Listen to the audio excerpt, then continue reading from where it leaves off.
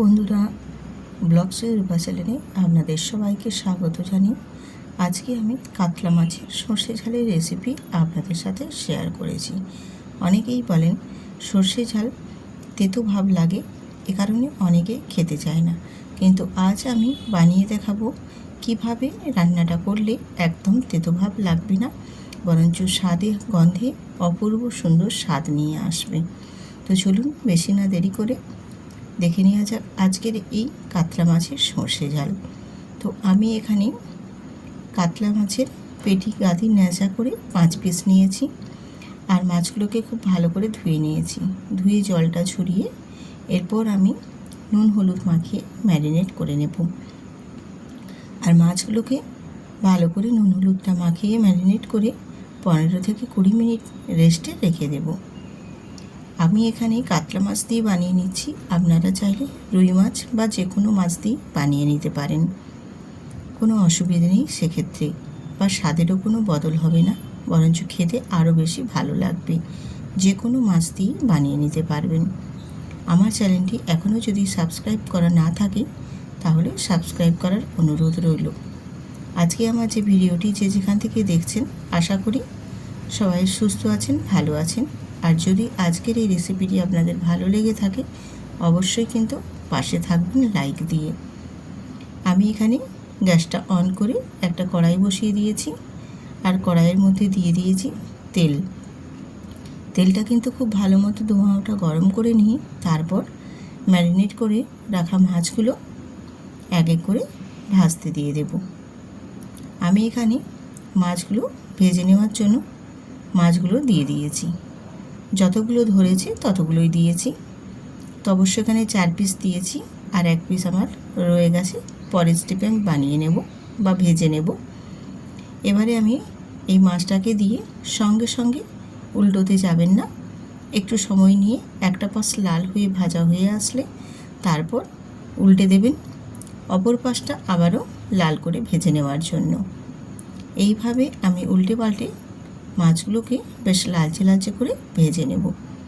আর এইরকমভাবে লালচে করে মাছগুলো ভেজে নিলে খেতেও বেশ ভালো লাগবে, এবং আজকের এই সর্ষে ঝালটা বানানোর ক্ষেত্রেও সুবিধে হবে। মাছটা যত ভালো করে ভাজা হবে মাছের মধ্যে একটা আঁশটে গন্ধও চলে যাবে, আর মাছগুলো ভীষণ সুন্দরভাবে ভাজা হয়ে একদম সুন্দরভাবে রেডি হবে। এইরকমভাবে সর্ষে ঝাল একবার হলেও বানিয়ে দেখবেন বন্ধুরা, খেতে অপূর্ব স্বাদ লাগে, একটুও কিন্তু তেতো ভাব লাগে না। অনেকেই সর্ষে ঝাল পছন্দ করে না, তেতো ভাব একটু লাগে বলে, কিন্তু আজ আমি যেভাবে বানিয়ে আপনাদের সাথে শেয়ার করছি এই প্রসেসে বা এই রকমভাবে বানিয়ে নেবেন, একটুও কিন্তু তেতো ভাব লাগবে না, বরঞ্চ স্বাদে গন্ধে অপূর্ব সুন্দর হবে, যেটা গরম গরম ভাতে খেতে ভীষণ ভালো লাগে। আমাদের বাঙালির গরম ভাতের সাথে মাছের একটা আলাদা কম্বিনেশন আছে, যেটা বাঙালির খুবই প্রিয়। এই জন্য বাঙালির মাছে ভাতে ছাড়া কিন্তু চলে না। তো আমি দেখো প্রথমে মাছগুলো সব ভেজে নিয়ে তারপর লেজাটা ভাজতে দিয়ে লেজাটাও খুব ভালো করে ভেজে তুলে নেব। এবারে ওই তেলের মধ্যেই আমি বাকি রান্নাটা করে নেব, আর কিন্তু এখানে তেল ব্যবহার করব না বা তেল আর দেব না। দিয়ে ওই তেলের মধ্যে এখানে দিয়ে দিয়েছি একটা মিডিয়াম সাইজের পেঁয়াজের কুচো, আর পেঁয়াজটা একটু 2 থেকে 3 মিনিট নাড়াচাড়া করে একটু ব্রাউন কালার করে ভেজে নেব। আর পেঁয়াজের সাথে দিয়ে দিয়েছি ভেজে নেওয়ার সময় স্বাদ মতো একেবারেই নুন, তাহলে পেঁয়াজগুলো বেশ তাড়াতাড়ি নরম হয়ে ভাজা হয়ে যাবে। আর পেঁয়াজগুলো এইরকমভাবে একটু ভেজে নিলে পেঁয়াজের একটা যে গন্ধ থাকে সেই গন্ধটাও চলে যাবে। এবারে পেঁয়াজের মধ্যে দিয়ে দেব গুঁড়ো মশলা। এখানে দেব কাশ্মীরি লাল লঙ্কার গুঁড়ো আর দেব হলুদের গুঁড়ো।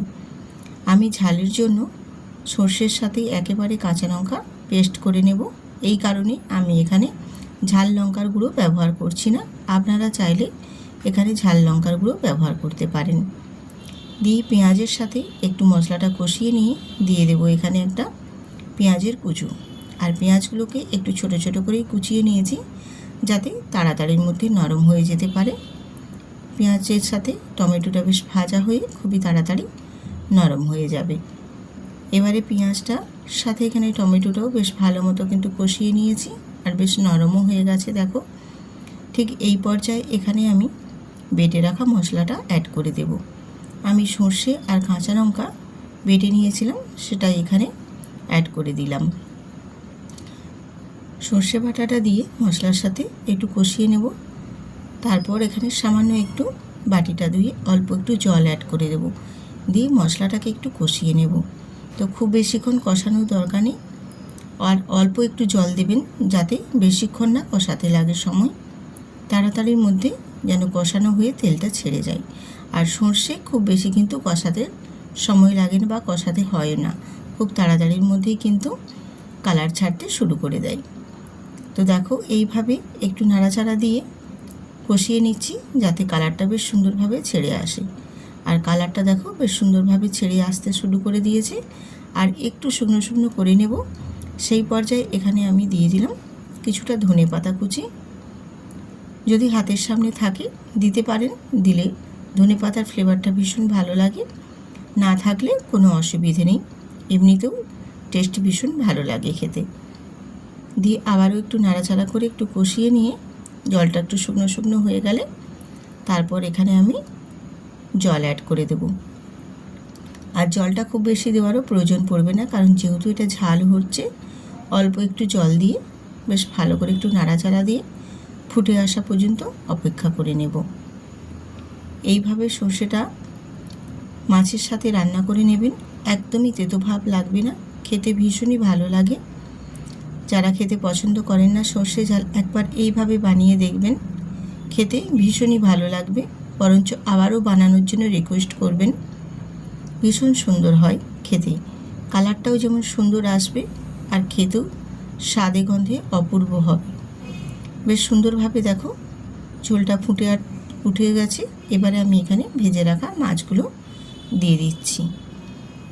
মাছগুলো দিয়ে আবারও বেশ ভালো করে একটু ফুটিয়ে নেব। এখানে 2 থেকে 3 মিনিট কি 4 মিনিটের মতো ফুটিয়ে নিলেও হবে, গ্রেভিটা কমে আসা পর্যন্ত। এইভাবে একটু সময় নিয়ে ফুটিয়ে নেবেন আর মাছগুলো একটু উল্টে পাল্টে দেবেন, তাহলে দুটো পাশই মাছের খুব ভালো করে ঝোলের মধ্যে ফুটে গিয়ে মাছগুলো বেশ নরম হয়ে যাবে আর ঝোলের কালারটাও ভীষণ সুন্দর লাগবে। এখানে কাতলা মাছ বা রুই মাছ যার যেটা হাতের সামনে থাকবে সেই মাছ দিয়েই বানিয়ে নেবেন, খেতে ভীষণ ভালো লাগে। গরম গরম ভাতের সাথে কিন্তু আমাদের বাঙালির মাছ ছাড়া চলে না, একবার এইভাবে বানিয়ে দেখবেন, খেতে ভীষণই সুস্বাদু হয়। আজকে আমার এই মাছের ঝোলটি যে যেখান থেকে বা মাছের ঝালটা যে যেখান থেকে দেখছেন, আশা করি সবাই ভালো আছেন, কিন্তু কে কোথা থেকে দেখছেন সেটাও কমেন্ট করতে ভুলবেন না। আপনাদের কমেন্ট পড়ে চলে যাব আপনাদের পরিবারে।